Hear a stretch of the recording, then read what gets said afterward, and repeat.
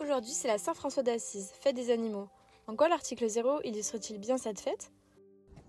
La Saint-François d'Assise, le 4 octobre, est un moment où l'on célèbre la vie sous toutes ses formes. L'article 0 va dans ce sens en affirmant une idée forte: tous les êtres vivants, qu'ils soient animaux, végétaux, minéraux ou humains, sont égaux en droits et en devoirs. Cette déclaration met en lumière l'interdépendance de la vie sur Terre et souligne que chaque être a une valeur intrinsèque, indépendamment de son utilité pour l'homme.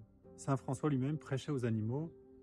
Il reconnaissait leur dignité, étendait la notion de frère et de sœur au soleil, au loup, à la lune, c'est-à-dire à tous les autres êtres vivants. La phrase clé de l'article 0 est « Tous les êtres vivants, domaine de la nature, naissent et demeurent libres et égaux en droit et en devoir ». Que signifie cette affirmation pour Animal Cross? L'égalité ne signifie pas la similitude, mais une égale considération morale. Chaque être vivant existe pour lui-même, avec sa propre valeur, et ne doit pas être réduit à un simple outil au service de l'homme. C'est un changement de paradigme que nous proposons. Passer d'une vision utilitariste où la nature et les êtres vivants sont exploités, voire même dominés, terrassés, à une vision respectueuse où la vie est célébrée dans toutes ses formes. Cet article incarne un idéal antispéciste où les êtres vivants, qu'ils soient animaux, végétaux ou même minéraux, méritent un respect égal. Concrètement, qu'est-ce que cela change? Qu'est-ce que cela change? Ça change tout. Par exemple, reprenons les mots de François d'Assise: qui peut manger sa sœur et tuer son frère? C'est inconcevable.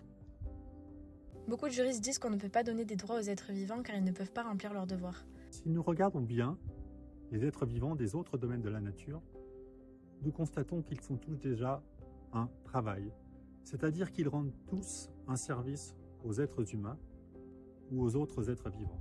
Les êtres humains sont débiteurs face à eux. Les autres domaines de la nature donnent de manière désintéressée. La justice, c'est leur accorder des droits correspondant à des devoirs qu'ils effectuent déjà. J'ajoute que tous les animaux placés dans des conditions incompatibles avec les impératifs biologiques de leur espèce, selon la formule consacrée, ne peuvent pas accomplir ces tâches.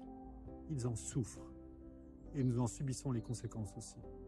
Cette vision de l'article 0 semble ambitieuse. Qu'est-ce qui la rend plus pertinente aujourd'hui? Elle est plus pertinente que jamais car la crise écologique nous pousse à changer notre rapport aux autres êtres vivants. La réponse à la crise écologique ne viendra pas seulement de solutions techniques ou technologiques, comme le développement d'énergie bas carbone, la densification des habitats, des plans de sauvegarde des espèces en voie de disparition. Cette crise nécessite aussi un changement de valeur. Pourquoi ce nom article 0?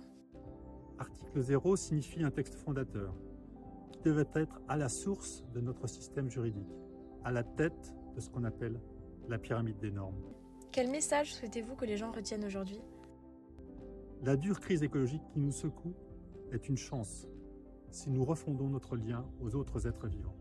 Le pire n'est jamais certain. Les lendemains enchanteurs nous attendent, nous et les générations qui nous suivent, si nous considérons les autres êtres vivants comme tous égaux en devoir et en droit.